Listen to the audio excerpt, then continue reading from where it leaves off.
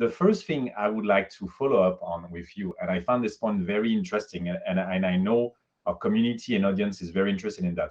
And I felt the same. That's why I want to follow up on that. Is you mentioned sometimes the gap you feel when you're in the policy making and you're trying to change all of that, and you don't necessarily see how much you can have an impact because you're in there.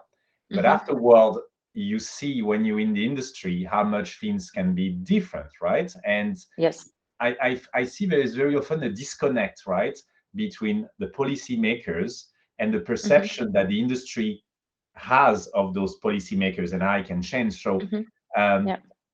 can you give us an example of, for Lufthansa Industry Solution, one of the measure that maybe has been put in place or is going to be transformed now that will really help you? I don't want to, I don't know if you have an example ready, but one of the points you mentioned is youth and skills. And I remember at the time, back when I was working in Albania, there was a lot of discussion about vocational training of developers, trying to bring this new economy into life. Is there something from the policy side that you already see as an impact, especially to reach this goal of 10,000 developers in the IT industry? Yes. Yes, thank you for this question.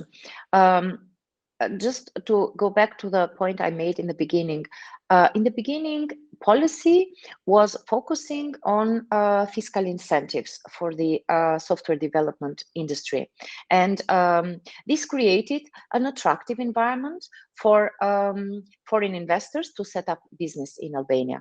Back at that time, I was using in my sales pitch towards potential foreign direct investors that Albania was a very attractive place to do business because the government had at the time facilitated through deregulation and digitalization of most of its services.